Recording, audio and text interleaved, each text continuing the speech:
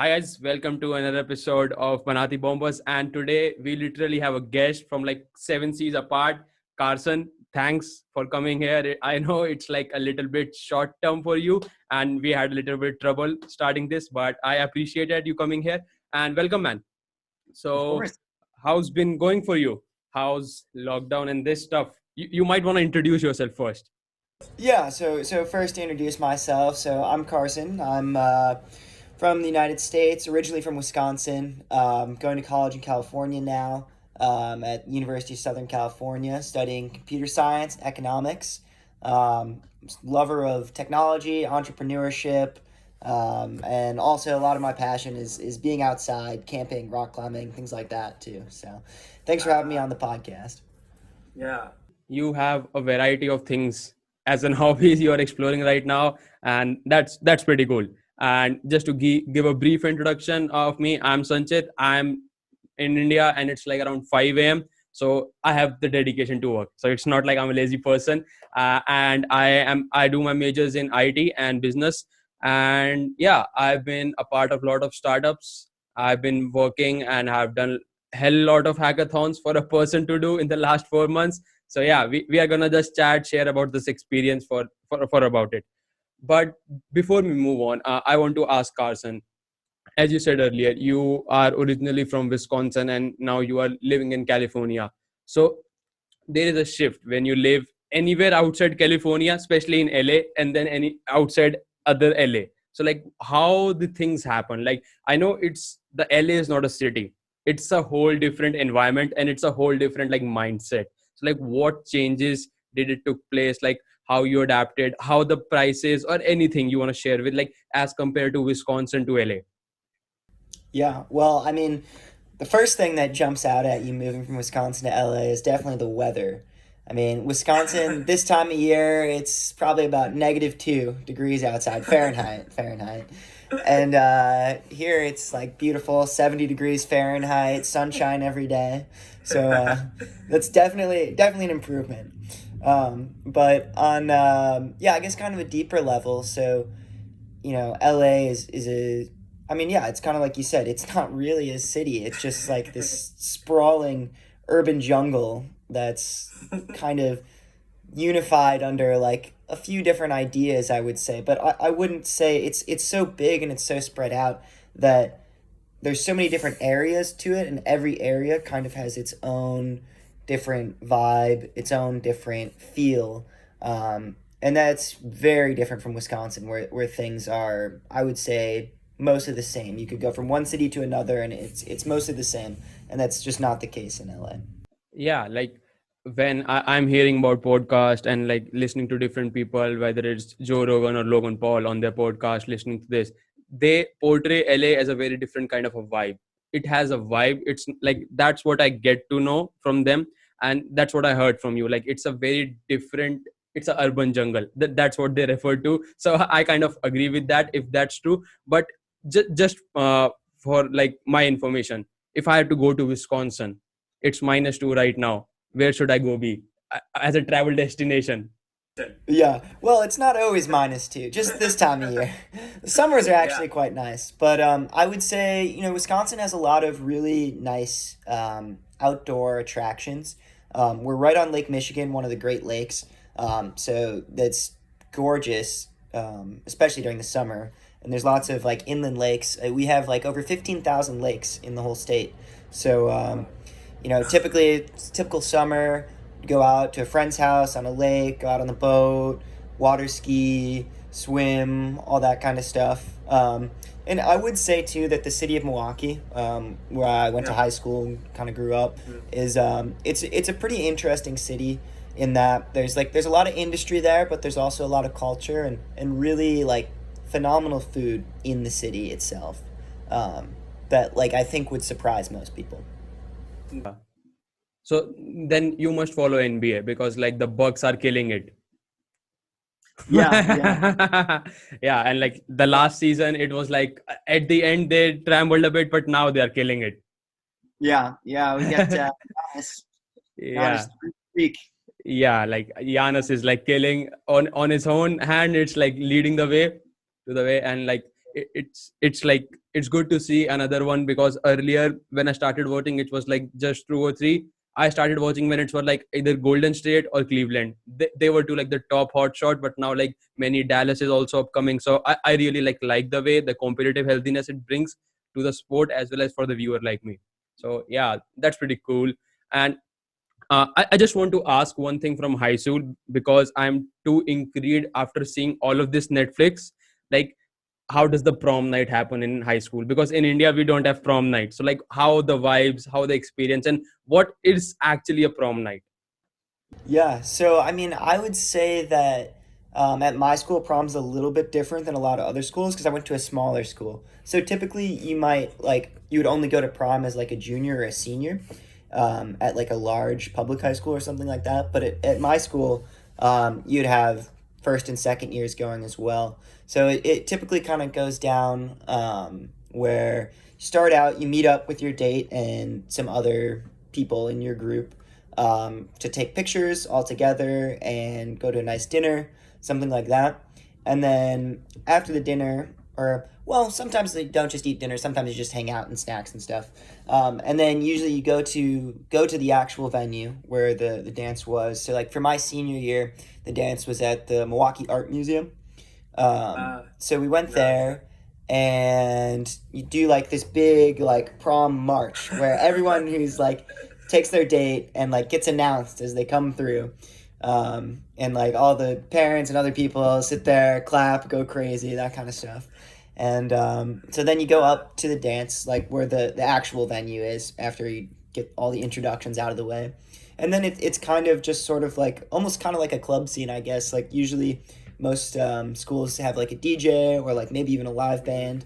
Um, Hit the dance floor, eat some more food, just hang out there for a couple hours, and then typically somebody like will host an after party afterwards, and at someone's house or something like that. And most people that are like in your grade or something like that will head there. So that's, I guess, kind of a little overview of the whole night. Yeah, I gotcha. Yeah, so because why I'm asking is like I see Netflix, I see like Riverdale, College High is like a collegey vibe or like a high school vibe. So I'm not sure. Like after seeing the Netflix, is it really that what happens, or it's like a just kind of a over exaggerated vibe of like high school and prom? I think it's an over exaggerated hype, I'd say. Most of the stuff on Netflix is more like what happens in college as opposed Ah, to like what happens in high school, in my yeah, opinion. yeah, Maybe yeah. yeah, other schools have Yeah, maybe. yeah. Gotcha. Like not every high school is like solving a murder case. That's what Yeah, happens in Riverdale. yeah, on TV, yeah. Gotcha. Okay. So, like as you said, like you moved from Wisconsin to LA. It must be a big task, like just to settle in, like see the environment that your new space have begun. It's kind of like it takes some time, maybe a couple of months, like weeks or something, to just settle and make the vibe like at your home. So, like, how was your experience, if I can ask, like shifting to you live in a dome, right? A college dome. So, Yeah, like, I did last year, gotcha. So like how the experience has been and what's like how the things have been like when you shift from this Wisconsin, which is like a completely different vibe when compared to LA, and like yeah. how the dome shift, like a college experience, a starter college experience. Yeah. Yeah, that's, I feel like shifting from high school and from home to out here. So like when I came out here to USC to go to school, I knew one other person that was going to USC. So I like was coming in knowing no one. And I mean, that's it's a little intimidating. It is. Like not knowing anyone and just trying to make your way. But I mean, I feel like, especially the first week, like the college kind of puts on like a number of programs to sort of like help you meet new people. And like it's nice having a roommate because that's just like a built-in someone that you know right there. And like my roommate and I, we really hit it off. So I got pretty lucky with that. But I mean, really, I feel like the first 2 weeks of college are like the most magical time because no one knows anyone. Everyone's all new. Everyone's on the same like equal footing, and like you can go into the cafeteria, just sit down next to anyone you want to, and just strike up a conversation. And it's like it's not weird at all because no one knows anyone. And I think that's just like I really wish that it stayed like that longer because it's just so cool to be able to like meet Talk everyone to with anyone. no Yeah, judgments, no like social yeah, structure, none of that. And I don't know what it is, but at some point, like 2 or 3 weeks down the line, like you go up and you just sit next to a random person and they kind of look at you like, what are you doing? yeah, Like I yeah, don't know. It's just it's a very unique experience. So like just to touch base on that point, it's like when you go into like a new college or like new city, I have that experience, felt that too. It's like you can be anyone. It's like you don't have to be that person that you were earlier before coming there. So you can be anywhere, because I felt that way because I was a little introvert in my high school and stuff. So the one thing that I have to like accomplish, or I had my mind in college, I have to be an extrovert. Like I have to talk to different people, meet new people. And when I entered the foot in college, I was like, I don't know this person, I am a new person now. So that gives like a feeling. So like a very different feeling when you are in a totally new city. You can be anyone. So that kinds of like brings a vibe, as well as you touched point, like it's just for 2 weeks, like everyone is accepting, like when you go meet a random after that there is like a lot of social hierarchy you said. And like what I call in my college, like groups have been formed in like a same class, and like no one accepts really that well. And I call that groups like a mafia, like because Yeah. no other mafia is like accepting this thing. So like is it really that happens with you in the states as well? Because in India it's like too high, like groups have been formed. I call them mafias because they are like trying to kill each other, kind of a vibe. Yeah, well, I wouldn't say it's like that in like mafia, not quite, but yeah, I mean, I definitely feel like yeah, it's like these are my people, these are my group, like this is who I'm hanging yeah, out with, and like people just aren't always as willing to just like talk to random strangers after those first true. few weeks. And then, I mean, another thing too to mention, I guess, kind of with like the mafia idea is like how familiar with like fraternities and sororities. Gotcha. Yeah, man. That brings like a different vibe as well as a different kind of feeling when you are in that place. Gotcha. Yeah, Because definitely. here, when you are a part of a group, it's like it's have been set in stone. You can't like engage with other people. It's like it's that vibe. So for me, I'm a very different kind of a person. I don't like that kind of a vibe. I like, it's like people don't approach even if they want to. It's like because of the like the hierarchy or that kind of a mindset, people don't approach if I want to. And with that mindset, you make a perspective of a person that you haven't talked to for a single moment, and that's like a little toxic, if I can say. Like I don't talk to you, like let's suppose Carson I have not met, but I know Carson from another friend and another friend, and he talked anything about you. So I make a perspective of Carson which is like very different from the real person. And that's like that has been set in stone in my mind, because for that perspective now I'm not gonna even ask you for anything, like if I need your help. So that's like I think it's a little toxic. People should be like, it's a like after 4 years no one gonna meet anyone, if we are gonna be honest. It's like very hard, like it's almost next to impossible that we meet in a same like roof under the same place, all of us. So we should be like a little more helpful and like kind towards each other. That's what I think, I feel. I agree completely. I feel like that life is so much better when you're just Yeah, meeting all kinds of different random people from very different or well, they're not random, but yeah, people from different backgrounds with different ideas and different life experiences just makes for a richer experience in some ways. yeah. And like Agree. I agree with that, like you might not know a person personally, but you know their reputation, and Hmm. that like totally affects how you like may or may not approach them. True. And yeah, I just like I really wanted. I mean, it's hard with COVID, but like try and just talk to like random people that I don't know, at least like a couple times a week, because it's just you never know what you're gonna get. It might be something really interesting. It might be boring, and if it's boring, that's fine. Then you just move on to the next It's an person. Yeah, experience. It's yeah. an There's experience. exactly there's no downside to it, I'd say. Yeah, that's what hackathons are for, like meeting new people. And that's how we met. It's like it's been an experience. And I've been going through hackathons since last 4 months, every week, every weekend. So it's like I met new people, and that's like because of COVID and stuff, you can't go outside. That's what like I have the opportunity to. And I feel very grateful that we met, because otherwise in not a chance in a world we are going to meet. It's like No way. Not in a hell lifetime. Like, you don't know who Sanchit might be, and I don't know who Carson might be. And same with like other teammates that we met, David and Ayad. It's like very different, and hackathons brought a great experience.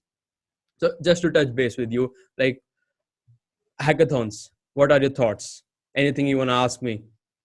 Yeah, I mean, so like the hackathon we did last weekend or last weekend was it was kind of like my first hackathon experience and I loved it. Like it's so cool getting to just ideate and create a product and like especially our team with like you in India, myself and Ayad in California and David in China. Like it's an international team of like people that I Yeah. wouldn't have known if I didn't. So that's like super cool experience. But yeah, I'd be curious kind of to get your thoughts on like what is like the best part of hackathons for you or like what drives you to like because you spent a lot of time doing hackathons, so like what do you feel like you really get out of it?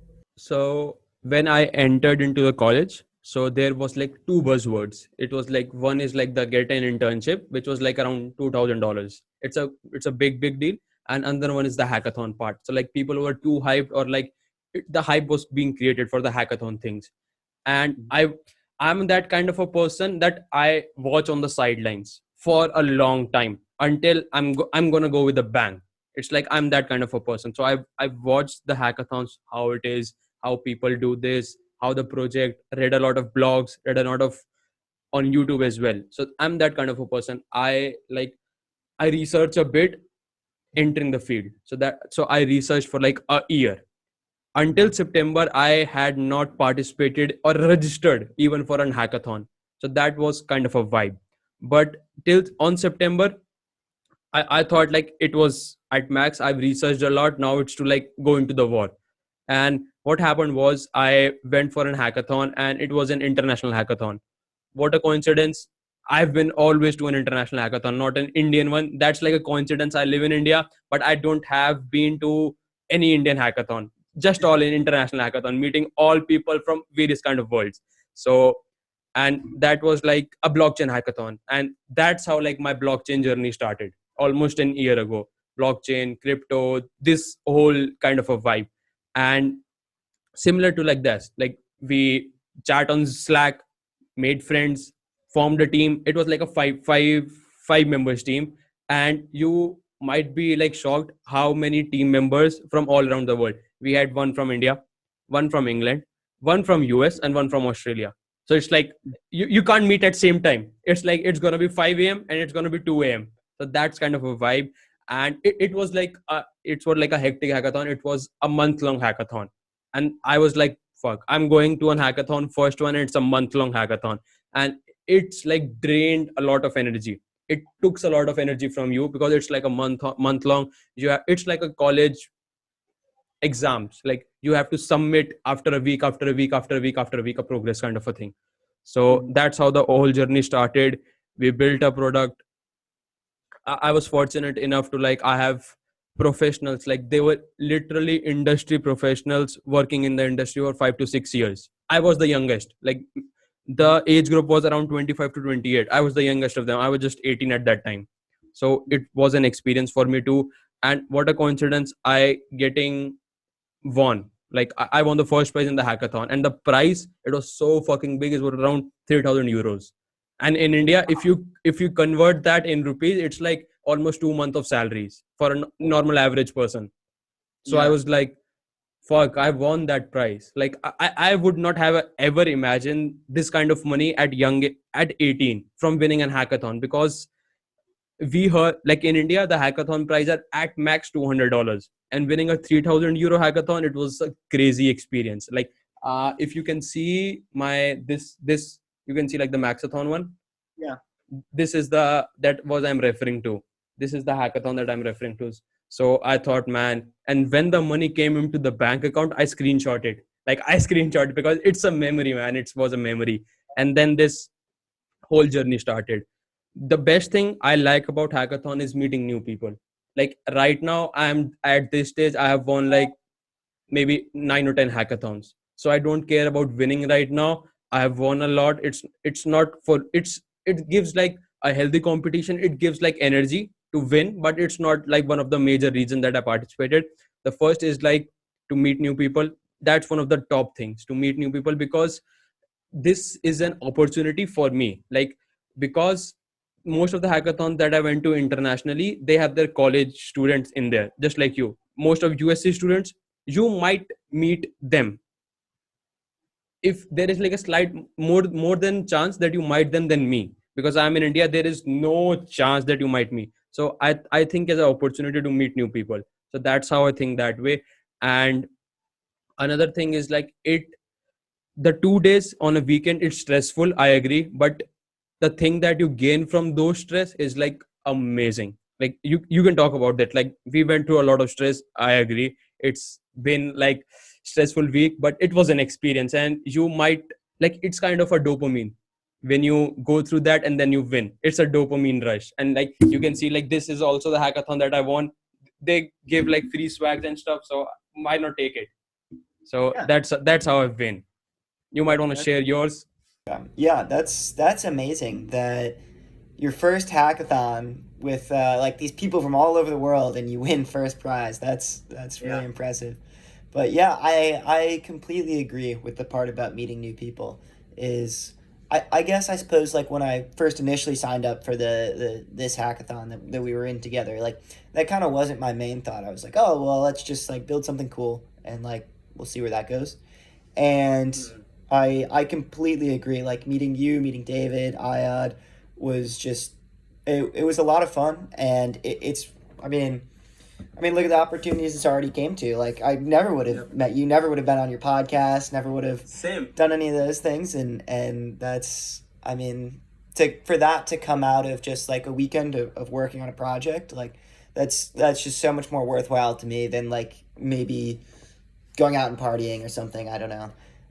Yeah. And I totally agree. yeah, and it is stressful. I would say that the kind of like those 2 days was like, oh, are we actually gonna get this done or not? But I think it's useful for people to like find a challenge that seems really difficult and seems like it might not work, and then when it does work out, or maybe it doesn't work out, like you just feel better for having tried something challenging. Like I feel like Yeah. people just get caught in like being too comfortable too much, kind of getting complacent, and like I'm definitely guilty of this as well. But I feel like a hackathon kind of pushes you to learn something new, meet new people, and get outside of like what you're necessarily comfortable doing. I totally agree. It's like, when like the normal mindset when anyone participate in hackathons, it's like, I don't know this, so I can't do this. But our team was like, we don't know this, but we can figure it out. That's how like the mindset changes when you participate in hackathon. And it's like, a real life is not gonna be like it's not on a bubble. Like right now, many students, I think personally, they are living in a bubble of their comfort zone. And when you don't push that limits, it's gonna be the same. And it's like, I'm gonna ask you, like, was it worth it? If you look back at it, the memories that we have made, is it worth it? Of 2 day stress, 1 day rest of Monday, like, is it worth it for you? Completely, yeah, totally. That it was far exceeded my expectations of what might have happened that weekend, like without a doubt. Like if anyone's out there thinking about whether they should do one or not do one, just do it. Just do it, Do see it, what yeah. happens. It doesn't matter if you win or lose. I mean, it's nice to win, obviously, but like it's more about the skills that you get out of it than winning money, I suppose. True. Well, depending Yeah. on the prize, I don't know. Maybe if it's a lot of money, then Yeah. then that might be pretty important. But yeah, it's all about like developing yourself at this point. If you're a student, that's the whole purpose of being a student, and I think hackathons are a great way to do that in a way that like you don't typically get from like a university curriculum.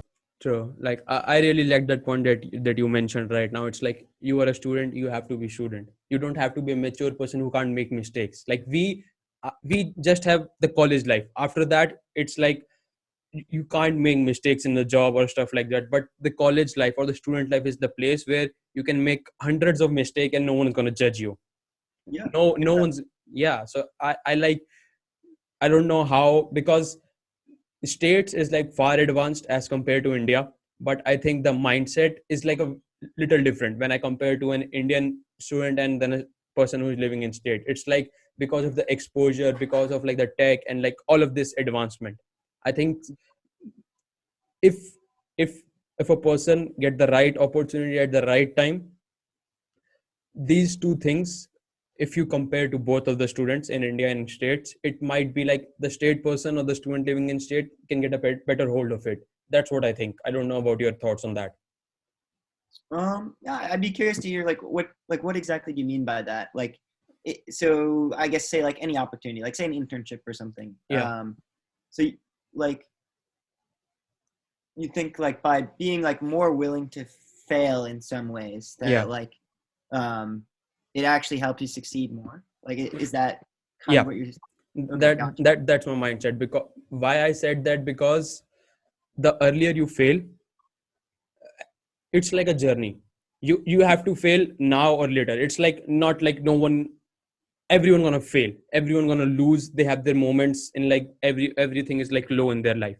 I think the the what's the word, the early you get those failures, the more life experience lesson is going to be for you. And that's, I think, the Indian students are lacking behind. It's like they don't want to fail. Just like an internship, let's suppose Mhm. there is an opportunity and they're offering me the internship to work at, like I was offered an internship at American Airlines when I was Mhm. doing an hackathon, just an hackathon, chatting with like Airlines people, and they said like there's an internship, you want to work with us, let us know. And the internship was completely different out of my zone. It was like not any crypto, blockchain or programming related. It was more of a like a aerodynamics thing, like customer support, this kind of a thing.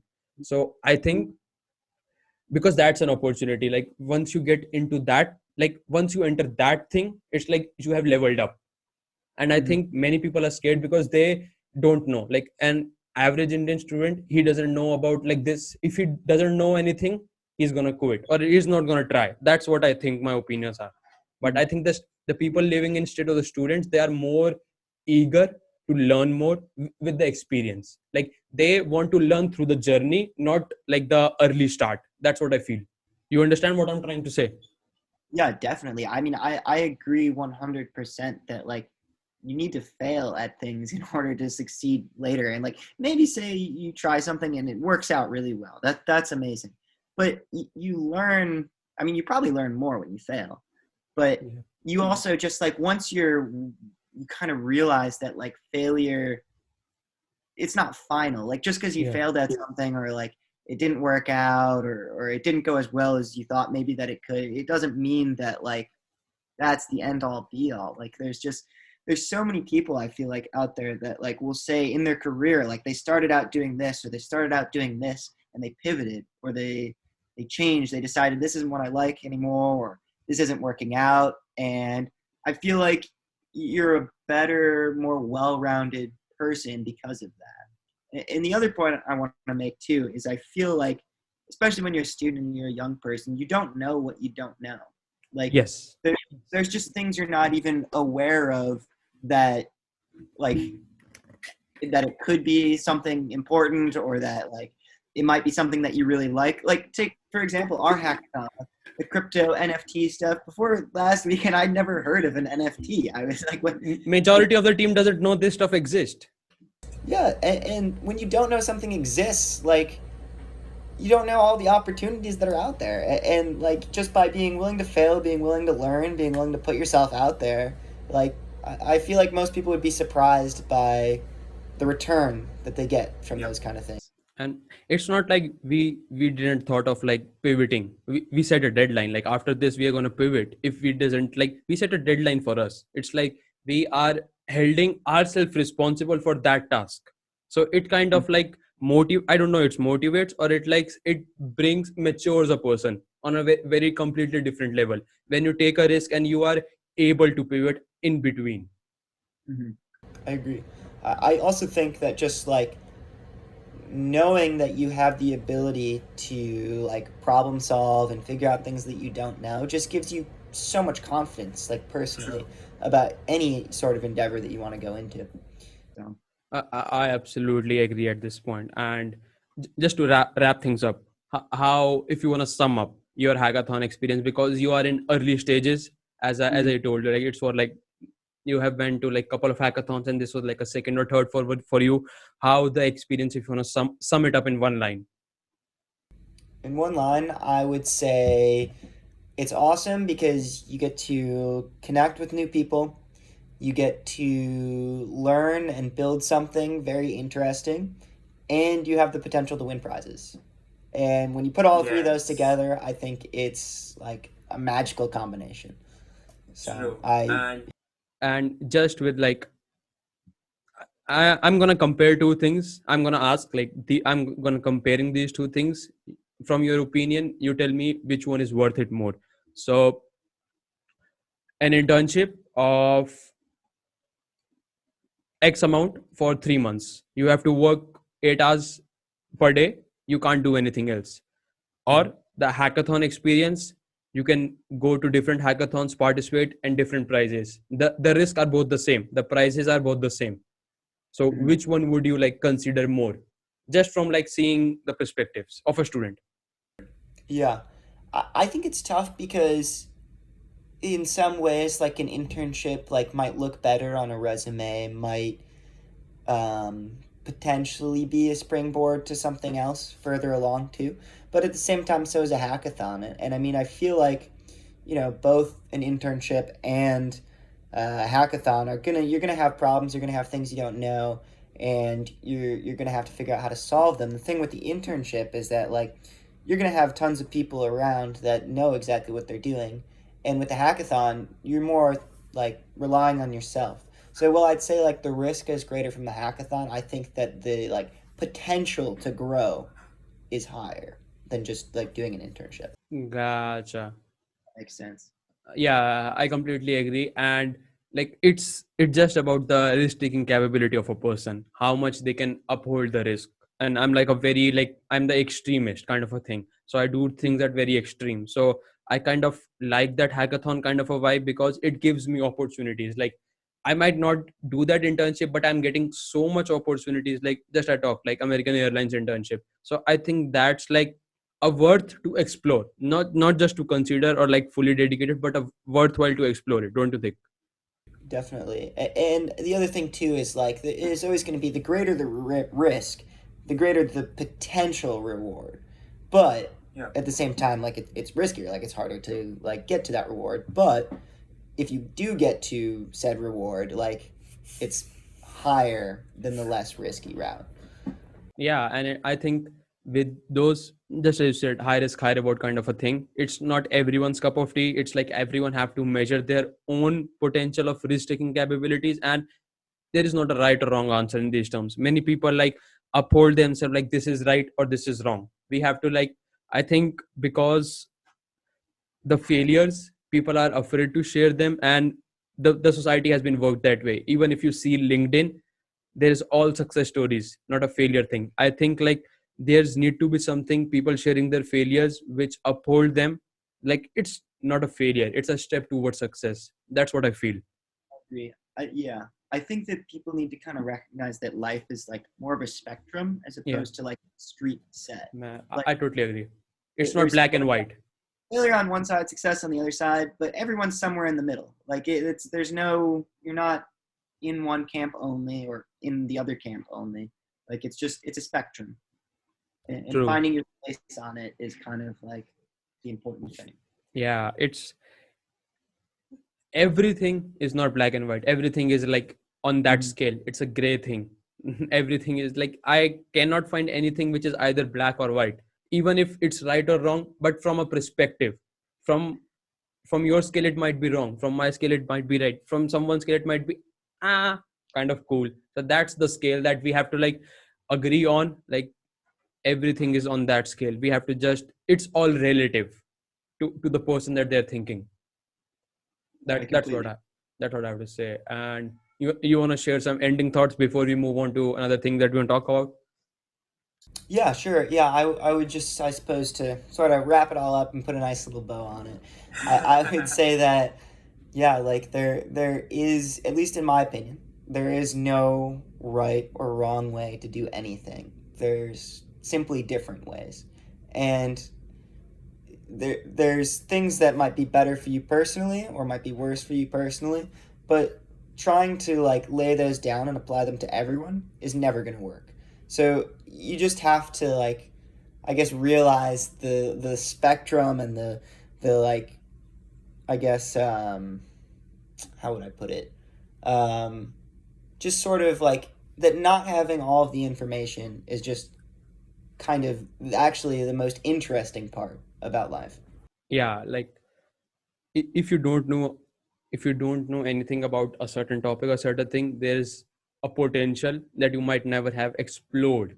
There's like a learning curve through it, and the learning curve can be like parabolic, linear line. It's everyone to their own, but that thing is much more than doing or like getting in your comfort zone. Absolutely. Yeah. That's cool. Thanks for summing it up for the audience. It's like from a different perspective, it comes because when I say about things, people say you are like extremist. You are literally on a very different mindset, because I say college is not cup of my tea, as I told you guys do. Like I don't attend any classes or stuff because I don't think so. If I have to learn, I can learn on my own. It's not like I have to attend these 2 hour long lectures and go through slides and thing. It's like, and that's why like my friends also see me like in a very different kind of a vibe. It's like this person is not thinking like us, and he's on a very unorthodox way. I say that it's an unorthodox way. It's like I don't believe in college.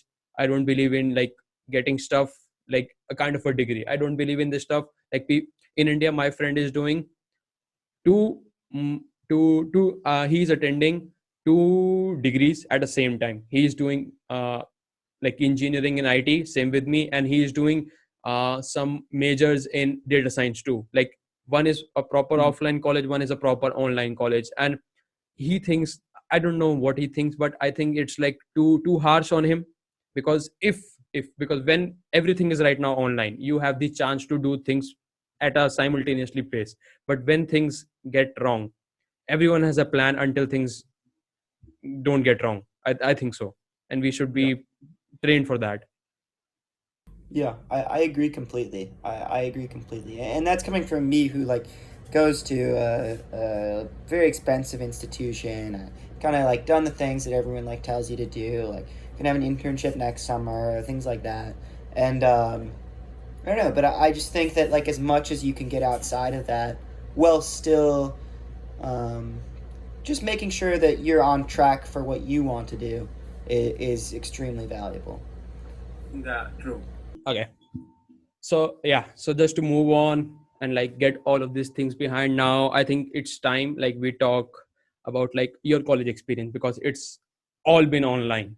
And in India, an online college is like, I don't attend, many people don't attend, we have exams. It's just like open a new tab and we write it all up. It's like this in India. How has things been in States, especially for your college, if you can share this? Yeah, yeah. So, I mean, obviously, the shift to online is like not ideal for anyone, um, but I think overall they've done a pretty good job of like making sure that it's still like a good educational experience. So typically, like, I mean, every lecture is like recorded. So if you want to like watch it later or something, you can. But I try to go to the classes like at the times that they're assigned because it just helps me like stay on top of it. Because I know if I don't do that, like, and say like, oh, I'll watch it later, it'll just keep getting pushed down the road, and it's yeah. Yeah. Um, I agree. so so I attend the lectures online.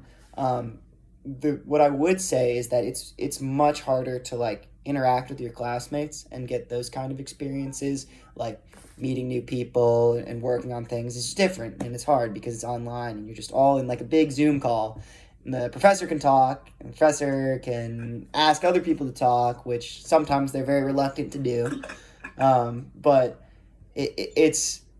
it's different for, I'd say the key difference between online school for us and in-person school is just like engagement with other students and with the professor. Like going to class like through a screen is just so much less engaging than sitting in a lecture hall next to your peers, listening to a professor talking with your peers, just having those kind of like personal experiences, if that makes sense. Yeah, I totally agree. It's like you you are on your own. It's like you are alone for a long time, and even you are going to class but you feel alone. That's my kind of a vibe. And it's like you can make Discord channels and this stuff, but it's not like everyone is eager to that mode.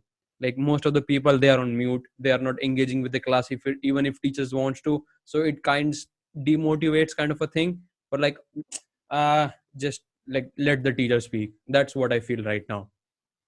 Yeah, I completely agree. I'd say for me, I'm very fortunate because um, I was able to move back to like live around where our campus is, and be with my friends, live in a house with all my friends, and still do those kind of things. Whereas maybe people who are like just at home, just with their parents for like a full year, is going to be like feel a lot more alone than I would where I have like all of my peers around me, willing to hang out, willing to do things. It's just I feel like that is a much better way to, or at least still have like a semi-normal college experience, even though like classes are online. True. And it's been like a experience, I must say, like going through online, like everyone is evolving through this.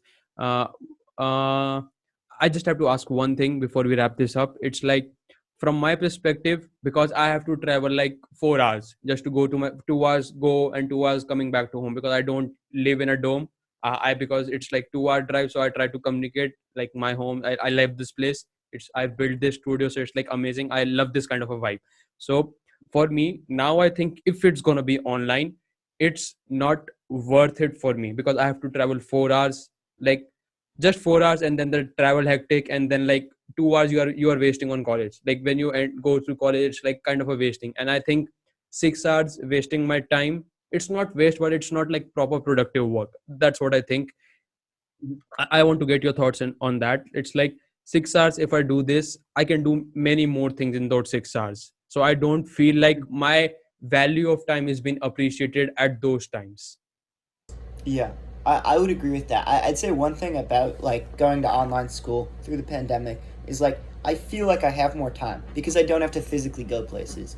Like I can be talking to you in India on my computer, and then I can go to class, and it takes 20 seconds to click a couple buttons and be in that class. And it just, I don't know, I think it gives you a lot more free time, gives you a lot more time to think, and lets you kind of like order your day in a way that's more beneficial to you, as opposed to like having strict things where I'm like, I need to be in this building now, I need to be here now. I would say that overall, I feel like I have more time during the pandemic than I did when it was normal college previous year. True. I think it's for same everyone. Everyone has now realized like how much travel hectic can be, just from like doing very simple things like going to a grocery store or going through college. Like how travel hectic can like affect someone life, or like that time of frame. Yeah, I think it'll be really interesting to see in the future.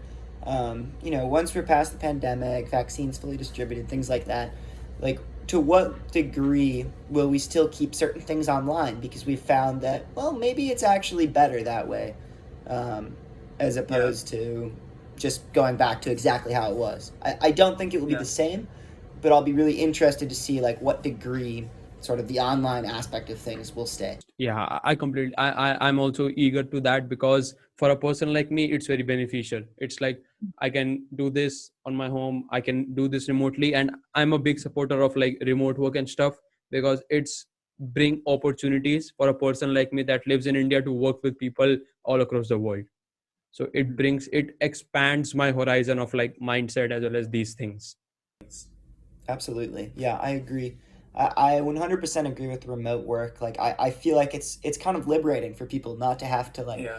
be in the place where they work. They can be wherever they feel like that's where they need to be. And that's something that like I don't think was super accepted before the pandemic, at least in the US. True. And I think going forward, like you're going to see a lot more remote working, and that's going to have huge effects, like I'd say, on society and the economy and things like that, which will be interesting to see. I guess I don't know exactly what's going to happen, and I don't think anyone who Yeah. says that they do is just Yeah. lying. But Yeah. it's going to be interesting. Acha. Okay. So you mentioned two things that I want to talk right now with you. Is like one you said about the vaccine, and another thing you said about the economy and stuff. Uh, e- I just want to share, like, you have been recently, like, you have been affected with COVID-19, and you were in the proper lockdown in like a hotel, I might say, like proper state lockdown. So, like, if you want to share, like, how the things have been for you, like, when you find out how was the experience, because till now I have been gone through 3 COVID tests, and it was like painful when they do this, and I was like, that's not for me, and like I get a shiver down my spine when they do this. So, like, how the experience has been. Yeah. Yeah, so I mean, the COVID test is like definitely uncomfortable, like sticking the thing up your nose.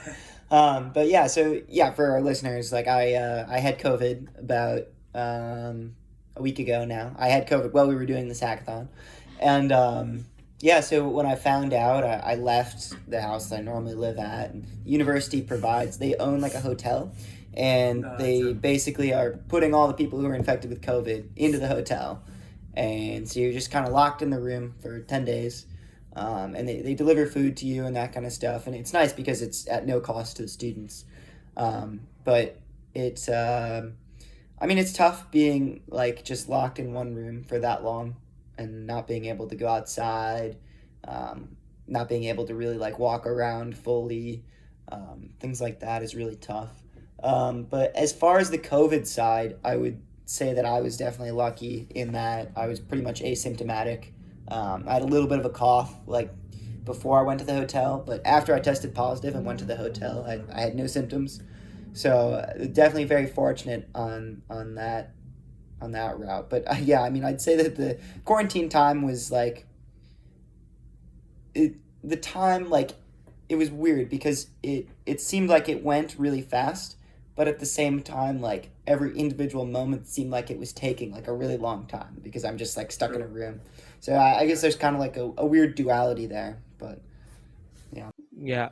So, as you said, like, your university provides, like, if you have been through this, they provide like the resources for you to like get properly treated. I just want to share that, like, it's very interesting, like the responsibility the university is taking responsibility of the students, because they have opened these things, so they are taking responsibility. That's like, I don't know if Indian university can do that, because Indian university, they have opened, but they are not taking any responsibilities for that, even if you get COVID. So that's why I feel hesitant to go through that, because for a person like me, I have to travel 4 or 5 years, 4 or 5 hours just to go through this. And it's very like, I will always be like worrying. I have a stress back in my mind, like, what if I got tested? Like, I've been living with my grandparents, they're a senior citizen, so I don't want to spread. It's more about spreading. If I get the thing, I'm not worried about me getting, it's like me spreading of this thing. So I felt like it's very responsible for the universities to take that step. Like, if any student gets in that, like, in that area, we are taking the whole responsibility, providing all the resources of that. And that's very fortunate. Like, it's good, like, you did not go through like the what was happening before. It's kind of a, like, mild symptoms. But I just want to ask one thing. uh I don't know if you have experienced during this COVID or not. It's like the COVID is just not for 14 days when you like get through. It's much way than 14 days. It takes like a month, 2 months, 3 months. The symptoms stayed with you for a long time. That's what I have heard. I don't know about your thoughts on that, but people take this very lightly. Like, you have to just get locked down for 14 days, 15 days, a month. But it's not like that. Your health have been affected, and there's no way, like, the cure is not yet available. So that's kind of uncertainty brings the scare shit out of me. Yeah, I would agree. I definitely like some people I know who have gotten it have like felt really badly or like had fever, stuff like that. No one's really had to like go to the hospital or like be put on a respirator or anything like that that I know personally.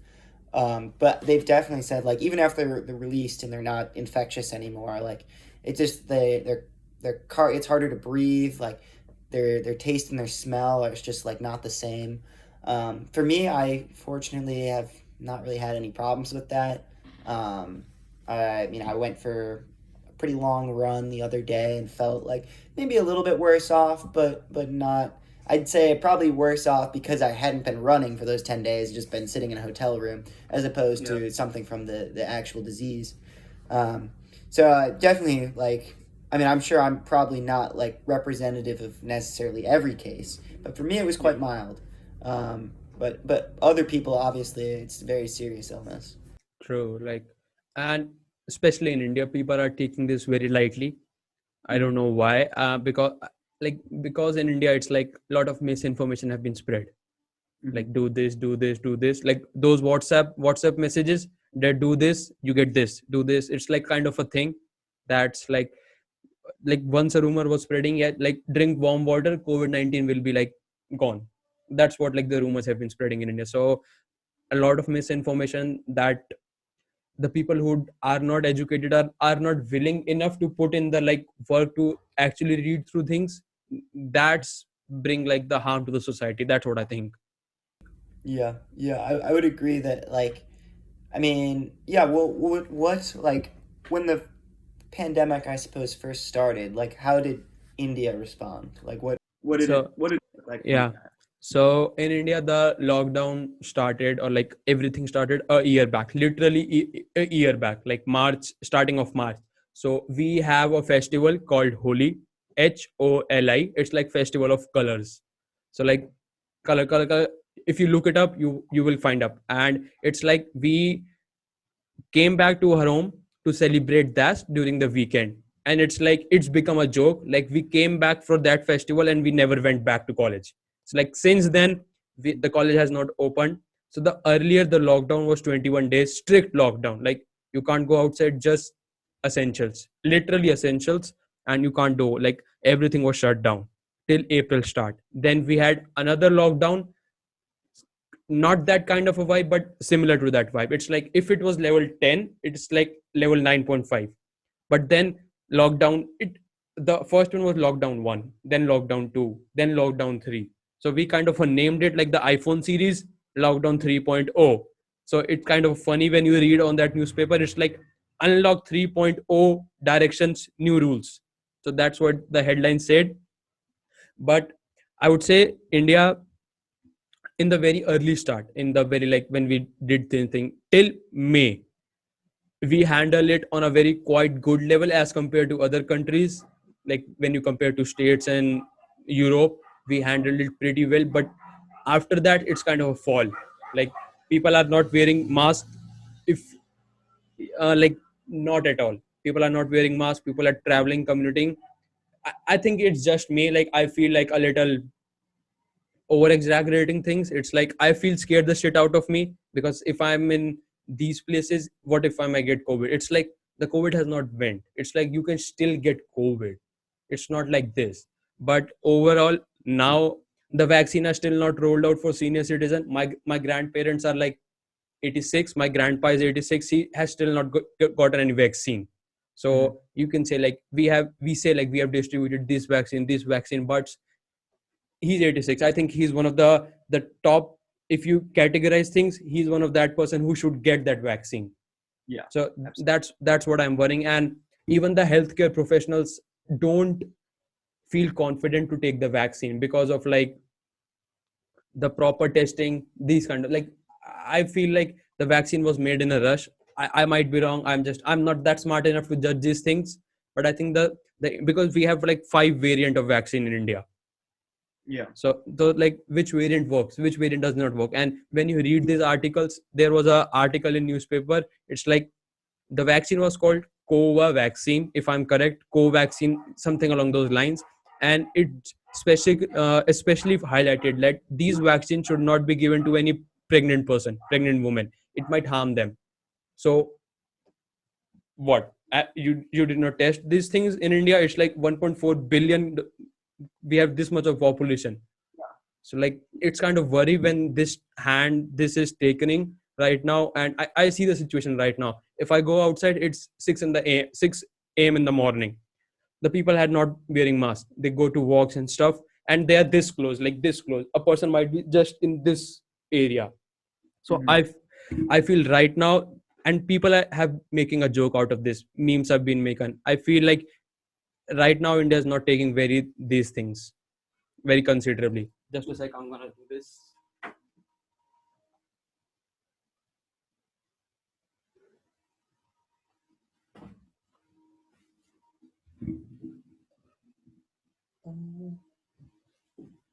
Yeah. So like that has been the situation in India. And what happened and what else? It's like we have different kind of vaccine. People are not taking things seriously right now. It, or it might be just me. Like I am over exaggerating things, but I think when you compare to other countries like New Zealand, they don't have a single strain of COVID. They don't know what COVID is, and just like the New Zealand fully like things they don't know. But like Miami also don't know what COVID is. Like they have been going through, like I've been reading articles and stuff. Like Miami doesn't know what COVID is. Like you can go through parties and stuff like this. So that's what in India right now. You want to share yours, like because you live in LA and LA is a populated city. It's like similar to where I live. So it's kind of a like, and it's Hollywood. So there are very controversies going on all the time. Definitely, yeah. I mean, for the U.S., I would say that it was, at least at the start of the pandemic, very, very disorganized in our response to it and trying to get people to do things like wear masks and socially distance. I'd say now at this point, like wearing masks and like trying to socially distance at least is like most people are doing that. Like the vast majority of people are doing that. I think a lot of people probably don't think it's that serious. And or at least there's some debate about the seriousness of it as to whether of how serious it is. Like it's not like it's settled in the US, I would say. As far as things like vaccine distribution, like at this point, I think I saw something yesterday, like 15% of the population has gotten at least one shot, or one vaccination. I think most of the vaccines out right now, except for the Johnson & Johnson one, are 2 shots. You get 2 shots to be fully vaccinated. Yeah. So like a lot of people that I know have been vaccinated, and that's pretty exciting. And I feel like in a few months, like things are going to really be looking up here. So it's pretty impressive to me that in the amount of time, in less than a year, we were able to develop vaccines that are fairly effective, at least we think, and seem to be safe, and we're able to vaccinate that quickly. It's honestly a miracle and kind of like a marvel of the modern tech or healthcare, you can say. So I would say that, I guess that's kind of the state of COVID in the US right now. Gotcha. And but when we talked about, like when you were talking with David, allegedly where it all started in Wuhan, I just want to like get your thoughts on that conspiracy or whatever it is. Do you think it started in Wuhan or not? I haven't seen any like really good evidence that says that it didn't start in Wuhan. So, I mean, we have to talk to David then. Yeah. I mean, I from everything that I've read, that I know, I believe it did start in Wuhan. But honestly, it doesn't really matter where it started. No, now it doesn't matter. It's everywhere. So yeah, it's a pandemic. That's the whole world. It doesn't matter where it started. I mean, I'm sure in the future people will look back on it, we'll study it, and we'll see where we messed up and where we did the right thing. But at this point in time, like, I think it's kind of irrelevant. True. Gotcha. Okay. You want to ask anything about India and this kind of stuff before we move ahead and talk properly economy and finance stuff? Sure. Yeah. I mean, I would just kind of be curious about like what college is like in India as opposed to US. Yeah, I guess like what's your experience been like with college? At least I'd be like more interested to hear about like when it was in person, I guess. Yeah. Okay. So my college is very different. It's like one of its own. It's like we don't have any other in across India. It's like this, but I can give you a brief what's like a college life for an Indian student is like. It's like just to enter the college, it's like a lot of hell tasks just to enter into a good college, like a tier 1 college. It's like MIT level shit. When you're talking about MIT, Brown University, Stanford, and this level shit, it's like almost 1.5 million people give the test and only 10,000 are selected. And out of those 10,000, only 6,000 are good like streams, like whether you talk about civil engineering, mechanical, or computer science and IT, like there are only 6,000 reputed or like places that you want to go. The rest is like mining and this kind of stuff, which like it's make no sense to me. So don't many people don't acquire this. So it's like this is a tough place to be in when you are going for an engineering kind of a thing. And it's like two years struggle. Like when you are in high school junior and senior year, we just do this only, we study for this only respectively, irrespective of where you are in India. If you are like just considering, like not everyone is made for that place, just like everyone can go to MIT, it's like that kind of a thing. So Yeah. those people who have to input these things and they go through a, like it's a very hard life, I can say. It's like what we went to hackathon, but just do it for 2 years continuously, it's that level. Yeah. Okay. And when you enter that, it's like because I was playing both sides. I want to go to the, like I was very interested to go to the Brown University. I went through this, applied. I got my like SAT score as well. My SAT score was pretty good. I got like how much I scored full on my SAT, like maths efficiency test, and like physics as well, and chemistry I got 780 out of 800. So I was pretty impressed by my scores, but it just like it's fucking expensive when you go to Brown. Oh, definitely. Yeah. Yeah. And like the Rhode Island, it's like it's my vibe. It's like it's very, it's like it's not in the city, it's not very like dislocated or a rural area. It's like for me it's like a perfect balance. So I was like very intrigued to go to Rhode Island, especially for Brown University. It was like kind of a, like everyone has a dream university when they want to. So Rhode Island, that was for me. So that's what I've been, but it's like fucking expensive. It was like no, I can't afford this and I have to like be financially responsible, because even if I take the loans, how I'm gonna pay this? It's like I'm not 18 yet, I'm taking this amount of loans and it's just not for me. So Yeah.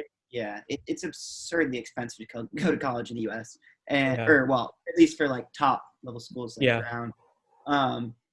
And yeah, I mean, I would say it's probably more expensive for international students too, because U.S. students get like the government will give them like specific like financial aid, like depending on need.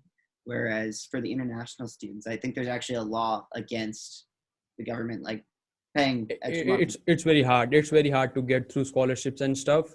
It's like Yeah. you can't go through scholarship. It's just the financial aid basis. Yeah. Yeah. Even if you qualify, and it's like if you consider India, not everyone is that like earning through that level. So you are competing first through a global level, and then you compete just to get the aid. So it's very hard to get through this. And it's Brown, or it's like that kind of a college. So it's like competition from everywhere. It's like bum bum bum bum bum everywhere. So that's kind of a vibe when you like pursue that thing as well. And that was a thing. And I also applied for Oxford as well. I was like dipping my toes in every place that because I want to like I'm kind of a explorer kind of a thing. I want to learn through exploring. So I was dipping my toes everywhere that I want. Just like not Australia and New Zealand, because those places are not for me. It's like I want these, because Europe and US, they are like giants. If you consider anything like big companies, big firms, and these are giants there. So and the economy is very good as compared to India. So I want to go through them. So I applied for Oxford. They have a test, maths test. My maths is pretty good. At least what I think of, my maths is pretty good.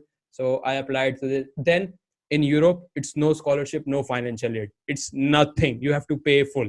So then the option goes. It's like no fucking way I'm gonna pay this. Then then comes the Indian college. So average life in Indian college is like you get into a college. It's a struggle to get a good college, a decent college as well. I'm talking about tier one or maybe tier two. It's like very hard because it's like so fucking populated in India. Mhm. And then you go through college. Most of the college life we went is like orthodox way. It's like first year we study, second year we study, third year we get an internship, and fourth year it's like industry level work. That's what like a normal college life, if I have to sum it up in one line. But then there are like outliers who do very different shit. But 80% of the Indian students in any class, it's very orthodox, and it's like going through traditional path, which is too populated. I think it's like going through that same route. It's too fucking populated for a person. I think it's not feasible as we are evolving. You can't just simply be like in the industrial age right now. You have to evolve to the digital age. So Mhm. that's how things have been in India, and people are afraid to do unorthodox things. Like, how many Absolutely. people have you met to like do 4 months of hackathon every weekend? It brings a lot of stress with it. It's like brings a lot of stress, it brings a lot of headache with it. And it's another thing is also like the language barrier. Like, when you talk to me, you don't feel like I'm very like not native, but many students in India are. It's like when you're talking to you, it's like very comfortable. We are having a one-on-one conversation. It's like I Mhm. don't, you speak, I don't wait to listen. I understand it completely. So that's also the thing when you go through that level, because many we speak our native language. So that also brings like a hurdle into the space. So that's like summarizes is all I think. Interesting. Okay. Yeah, that's really interesting about like how competitive it is, and especially things with like language barrier and stuff like that. So I mean, I was just curious because I really had like no knowledge of, I guess, what like the Indian education system is like. So it's it's it's it's for my opinion it's shitty, but at least I live in a very different zone. And mm, if I compare to an US, like just for like the living things, like how we live and this kind of a thing, the way like you have dome and stuff, the colleges that they have this level, like it's proper hygiene maintained. It's like you maintain this stuff for a very long time. And if I have to come through place, it will feel like I want to like stay for a month or like something like this. But in India they are not well maintained as to, so it's like not proper hygienic at that. Like I'm a hygiene person, so I like to clean my rooms, but like many people don't want their room to be cleaned and stuff. So that's also a thing that I would just like to point out to you. yeah, yeah. That's one thing about college in the U.S., like especially like USC, is that like the campus and the buildings are like so nice, like Yeah, absurd nice and clean and things like that. So it's just interesting to see the differences and the similarities. Yeah. If yeah, you want to so, pivot to yeah. to I'm gonna start again, then we can okay. pivot to like.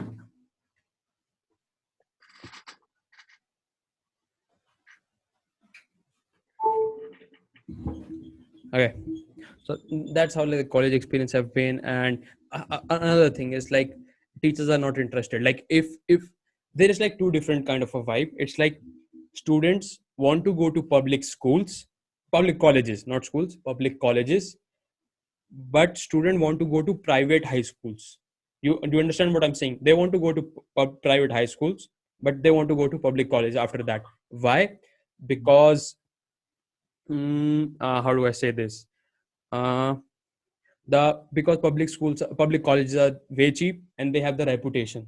It's like they have reputed, like, while instead it's completely opposite.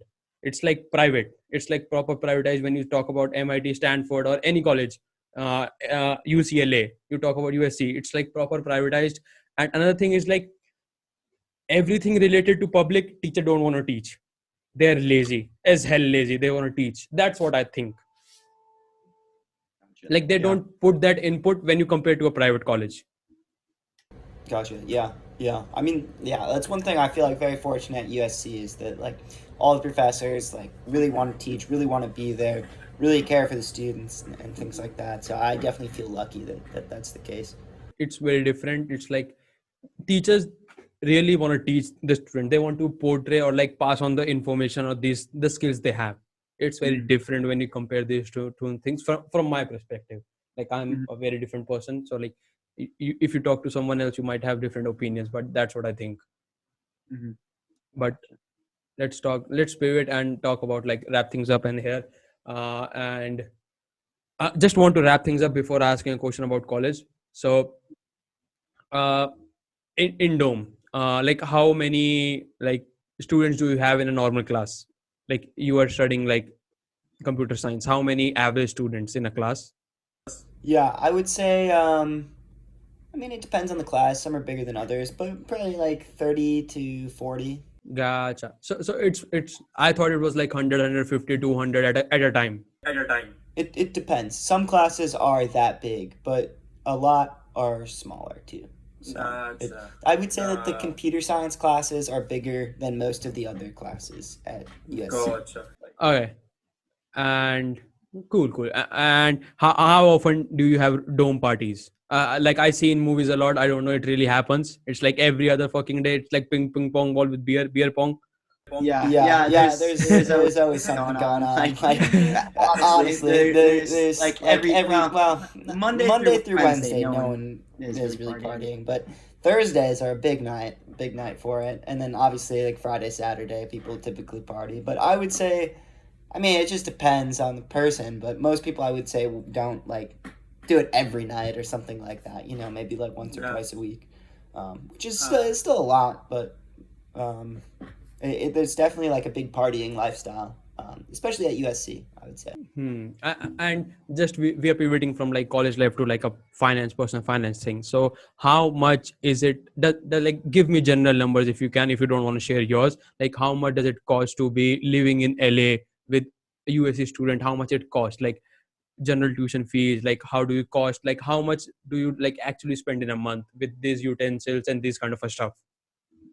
Yeah. So I mean, sticker price tuition for college is like 60,000 per year. Yeah. Which is a lot of money. And a lot of people don't pay the full price. They have scholarships. There's like financial aid, things like that. But like sticker price, that's what it is. Um, and then for like to live in LA around USC, at like an apartment or a house or something like that is anywhere from like I'd say 1,000 to 1,500 a month, as far as just your rent. And then, although you can find cheaper, and some people obviously live in more expensive places too. I'd say that's like the normal range that people would pay. And then food wise, I mean, a lot of people are on like a meal plan through the college, which I think ends up being, I'm not sure exactly what it is, somewhere between 1,000 and 1,500 for a semester. So that's pretty reasonable. That's pretty good. Yeah. So I live in a house that has its own meal. I live in a fraternity, and our house has its own meal plan. So that ends up being like $900 a month, or not a month, sorry, $900 a semester to get meals during the week, and then on the weekends we're on our own. But so that's pretty reasonable. If you have a car, obviously that adds like extra expense, like parking, 200, $300 a semester, gas, which in 300, 400. It yeah, it depends how much you drive, but yeah. That's one thing actually. So gas prices in California are like a full dollar or more expensive than they are in Wisconsin. Um, I think it's mostly because of the taxes. Yeah, it's hell taxes in California. It's like a Oh, lot of taxes. it's absurd. I don't understand how it has gone down that way and how people are just okay with it. But yeah, so and obviously it's going to be different in other parts of the U.S. too. California, especially LA, is probably the The most expensive. highest, yeah. Maybe New York, but if not, LA is like yeah, or San Francisco too. Like, it's pretty expensive. True. Yeah, so I got a rough estimate. So, like, how much on an average, just to maintain yourself as a student, how much will you spend? Like, give me a rough estimate with utensils, with like you go to party, food, rent. How much would it actually cost to you? Like, there are a lot of variables involved. Just Yeah, give a rough number which you think would be the best to appropriate.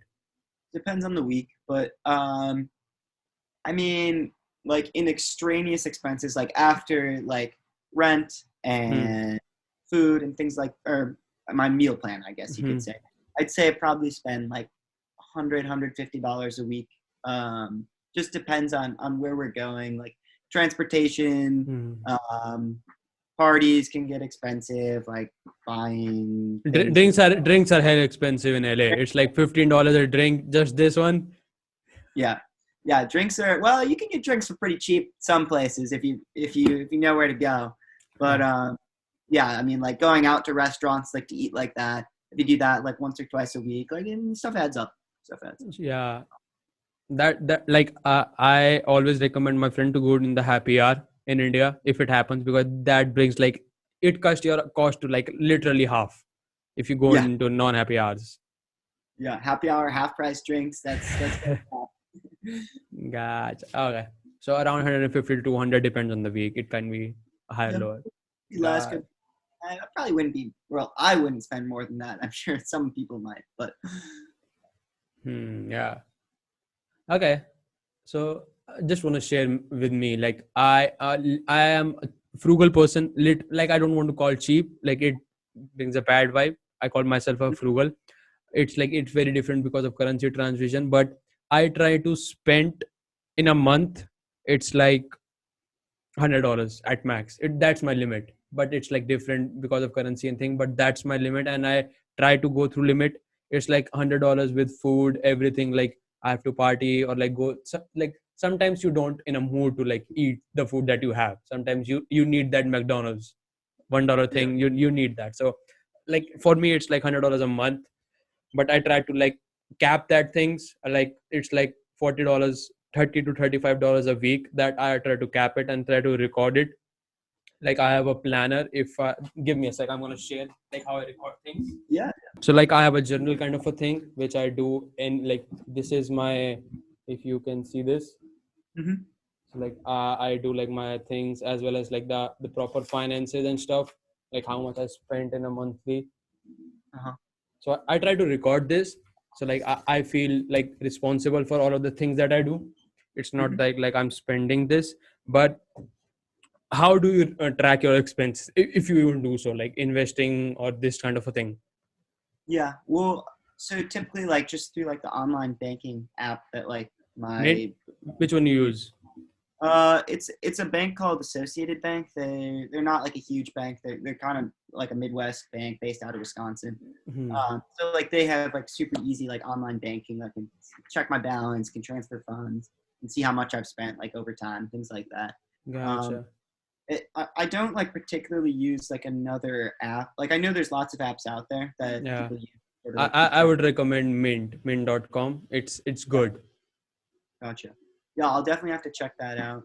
Yeah. 'Cause it's definitely something important. As far as like other like personal finance apps, like I use Robinhood to like trade GameStop. stock. Yeah, not but but just like generally like do like to do a few trading things, kind of find it interesting. I mean, at like a retail investor level, I feel like it's almost kind of gambling, but um, it's a good thing to know about, I think. Yeah, I definitely like, as you said, it's like when you don't know, it's feel like gambling, but when you study proper, get into like information and study, it feel like much more reasonable. At the early stage when I started, like maybe 2 years ago, I was also felt like I just put money here, but what happens? I was just like finding the companies which I use. So that's like one of the metric. If I use this company, then it might be good. Like other people are also using. That's not the metric. But you said Robinhood, and I just want to know if it's true. Like I read a lot of articles. Like many people are appreciating the Robinhood UI as a user experience from like a new person who goes into that space, like retail investing and things. I I can't use Robinhood here. I use Webull here because that's what accessible to me. So I just want to get your thoughts on that, the UI, because they have gamified a lot of things in the Robinhood app itself, Yeah, and yeah, with options trading and all stuff, it can get pretty toxic if you don't like consider things well. yeah, yeah. I mean, I'd say their user experience, like it's pretty easy to use the app, maybe a little too easy. Um, but I mean, overall, I think they have a good app. I think that, like, especially if you look at the things that happened with GameStop recently, like where their whole back end is obviously handled through like Citadel, Yeah. uh, which is kind of against like what they supposedly stand for as a brand. Yeah. Uh, and I think there should probably definitely be like an investigation into like the stopping of the trading of GameStop. But you know, personally, I feel like my experience with the app has been pretty good. Do you use like any other like Robinhood for crypto? Which if you use crypto at all, like I don't think so because you were into this field a week ago. No, So it, you not should really, use but I Coinbase. Like it's Coinbase. Yeah, it's better for a newer person. But when you get into too deep, like when you get into like a deep level, it's better to use. But for Coinbase, it's better for you. I would recommend to check this out just for have a fun. Yeah, I will. I will. I've heard a lot of good things about Coinbase, and there's a couple people that are like in organizations that I'm in as well that work there. So I would definitely probably go to that maybe. Yeah. So thanks, Carson, for meeting here. It's like, I know it's hectic for you with all the schedule and stuff going on, but I really appreciate this. And maybe we can have a chat again. Yeah, definitely. Thanks for having me on the podcast, Sanjay. Yep. It was Yep. great talking with you, getting your perspective. I had a great time. So Yeah. Same here, man. I really appreciate it. Yeah, definitely in the future, like I would totally come back. You know, do Yeah. something for Yeah. sure. Cool, man. Cool. Yeah.